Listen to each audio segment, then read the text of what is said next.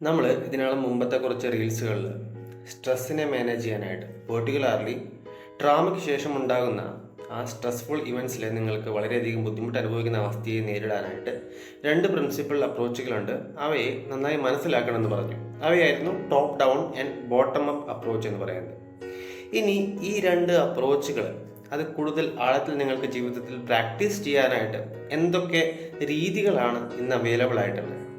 Top down എന്ന് പറയാൻ കഴിഞ്ഞാൽ നമ്മൾ പറഞ്ഞു, നമ്മളുടെ ബ്രെയിനിൻ്റെ ഫ്രണ്ടൽ ലോബിൻ്റെ ഭാഗങ്ങൾ ഉപയോഗിച്ച് നമ്മളുടെ ശരീരത്തിലെ കാര്യങ്ങളെയും മറ്റും ചുറ്റുപാടത്തെ അണ്ടർസ്റ്റാൻഡിങ്ങുകളെയും മറ്റു കാര്യങ്ങളെയും ഒക്കെ വീക്ഷിച്ച് ഒരു റേഷണൽ ആയിട്ടുള്ളൊരു അണ്ടർസ്റ്റാൻഡിങ് നമ്മൾ ഉണ്ടാക്കിയെടുക്കുന്നൊരവസ്ഥയാണ്.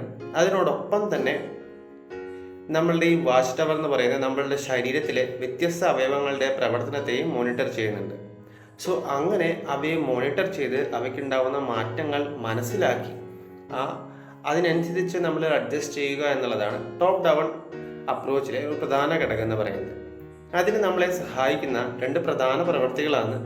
ഒന്ന് മൈൻഡ്ഫുൾനെസ് മെഡിറ്റേഷനും രണ്ടാമത്തേത് യോഗ എന്ന് പറയുന്നത്. സോ ഈ രണ്ട് പ്രവൃത്തികളിലൂടെ നമ്മളുടെ വാച്ച് ടവർ എന്ന് പറയുന്ന സിസ്റ്റത്തിന് നമ്മളുടെ ബോഡിയിലുണ്ടാകുന്ന മാറ്റങ്ങളെ കൂടുതൽ ആധികാരികമായി മനസ്സിലാക്കാനും അതിന്മേൽ നല്ലൊരു കൺട്രോൾ കൊണ്ടുവരാനും നമുക്ക് സാധിക്കും. ഇനി രണ്ടാമത്തെ പ്രിൻസിപ്പൽ അപ്രോച്ചായിട്ടുള്ള ബോട്ടം അപ്പ് അപ്രോച്ചിൽ നമ്മൾ പ്രധാനമായിട്ടും നമ്മളുടെ ശരീരത്തിലെ റെപ്റ്റലിയൻ ബ്രെയിൻ, അതായത് വളരെ പ്രിമിറ്റീവ് ആയിട്ടുള്ള നമ്മളുടെ ബ്രെയിൻ സ്റ്റെമ്മിനോട് അറ്റാച്ച് ചെയ്തിട്ടുള്ള ഏറ്റവും ആദ്യം രൂപപ്പെടുന്ന ബ്രെയിൻ ഭാഗത്തിനെ നമ്മളുടെ പരിധിയിൽ വരുത്താൻ ശ്രമിക്കുകയാണ് ചെയ്യുക. ഇതിലൂടെ നമ്മളുടെ ഓട്ടോണോമിക് നെർവ് സിസ്റ്റം അഥവാ ANS എന്ന് പറയുന്ന ഭാഗത്തെ നമ്മൾ കാലിബറേറ്റ് ചെയ്ത് ചെറുതായിട്ടൊരു പ്രശ്നം ഉണ്ടാകുമ്പോഴും പെട്ടെന്ന് നമ്മൾ സ്ട്രെസ്ഡ് ആയിട്ട് അല്ലെങ്കിൽ അത് അപകടമാണെന്ന് ധരിച്ചിട്ട് നമ്മളുടെ പാനിക് ആവുകയും നമ്മളുടെ ബ്രീത്തിങ് കൂടുകയും നമ്മളാകെ വിറച്ചു തുടങ്ങുകയൊക്കെ ചെയ്യുന്നൊരവസ്ഥയായിരിക്കും ട്രാമ അനുഭവിക്കുന്നവർ നേരിട്ടുണ്ടായിരിക്കാം.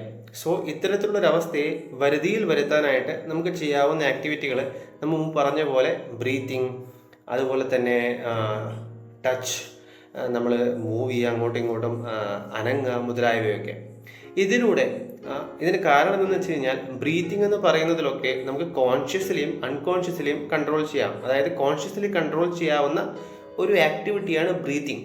അപ്പോൾ കോൺഷ്യസ്ലി നമ്മളുടെ ബ്രീത്തിങ് ഭയങ്കര ഷാലോ ആയിട്ടുള്ള ആഴം കുറഞ്ഞിട്ടുള്ള പൊടുന്നതിനുള്ള ബ്രീത്തിങ് ആവുകയാണെങ്കിൽ സ്ലോലി ബ്രീത്ത് ചെയ്തിട്ട് നമുക്ക് ആ ഒരു സ്റ്റെബിലിറ്റി കൊണ്ടുവരാൻ സാധിക്കുന്നതാണ്. അങ്ങനെ നമുക്ക് നമ്മുടെ ഓട്ടോണോമിക് നെർവ് സിസ്റ്റം, ഈ ഓട്ടോണോമിക് നെർവ് സിസ്റ്റത്തിൻ്റെ അനാവശ്യമായിട്ടുള്ള ആക്ടിവേഷനാണ് പലപ്പോഴും ഇത്ര പാനിക്കി ആയിട്ടുള്ള ട്രാമയുടെ ഭാഗമായിട്ടുള്ള ചെറിയൊരു സ്ട്രെസ്സിനെ കാണുമ്പോഴേക്കും ട്രമാറ്റിക് രീതിയിലേക്ക് അല്ലെങ്കിൽ ഭയങ്കരമായ ഓവർ വെൽമിങ് ആയിട്ടുള്ള രീതിയിലുള്ള നമ്മളുടെ പെരുമാറ്റത്തിനുള്ള കാരണം എന്ന് പറയുന്നത്. ഇപ്പോൾ ഈ ഓട്ടോണോമിക് നെർവ് സിസ്റ്റത്തിനെ ബ്രീത്തിങ്ങിലൂടെയും ചെറുതായി മൂവ് ചെയ്ത് റിലാക്സ് ചെയ്യുന്നതിലൂടെയും അതുപോലെ തന്നെ എന്തെങ്കിലും കോംഫി ആയിട്ടുള്ള സംഭവങ്ങളിൽ ടച്ച് ചെയ്തിട്ട് സേഫ്റ്റി ഫീൽ ചെയ്യുന്നതിലൂടെയും നമുക്ക് മാനേജ് ചെയ്യാൻ സാധിക്കും, നമുക്ക് വരുതിയിൽ കൊണ്ടുവരാൻ സാധിക്കും. അപ്പോൾ നമ്മളുടെ വാച്ച് ടവർ സിസ്റ്റത്തിനും അതുപോലെ തന്നെ നമ്മളുടെ സ്മോക്ക് റെഗുലേഷൻ സിസ്റ്റത്തിനും സ്മോക്ക് ഡിറ്റക്ഷൻ സിസ്റ്റത്തിനും ഒരു ബാലൻസിൽ നമുക്ക് നിലനിർത്താൻ സാധിക്കും. അതായത് നമ്മളുടെ ഇമോഷണൽ ബ്രെയിൻ, അതായത് റെപ്റ്റലിയൻ ബ്രെയിൻ നമ്മളുടെ ബ്രെയിൻ സ്റ്റെമിൽ അടങ്ങിയിരിക്കുന്ന ആ ഭാഗത്തിനും അതുപോലെ തന്നെ നമ്മളുടെ വാച്ച് ടവർ എന്ന് പറയാവുന്ന ഫ്രണ്ടൽ ലോബിൻ്റെ ഭാഗത്തിനും ഒരു ഇക്വിലിബ്രിയം, ഒരു സ്റ്റെബിലിറ്റി പൊസിഷനിൽ കൊണ്ടുവരാൻ സാധിക്കുമ്പോൾ അവിടെ ഒരു ബാലൻസ് വരികയാണ് ചെയ്യുന്നത്. അതുകൊണ്ട് നമുക്ക് അനാവശ്യമായിട്ടുണ്ടാകുന്ന ഓവർ അറൗസൽ, ഓവർ ആക്ടിവേഷൻ, ആ ശരീരത്തിൽ സ്ട്രെസ്സ് ചെറുതായിട്ട് കാണുമ്പോഴേക്കും പേടിച്ച് പതറിപ്പോയി ആകെ ദേഷ്യപ്പെടുകയും അല്ലെങ്കിൽ അസ്വസ്ഥമാകുന്ന ഒരവസ്ഥയെ നമുക്ക് ബാലൻസിൽ കൊണ്ടുവന്ന് മാറ്റിയെടുക്കാൻ സാധിക്കുകയാണ് ചെയ്യുന്നത്. സോ ഇങ്ങനെയാണ് ഒരു ട്രാമ അനുഭവിച്ചിട്ടുള്ള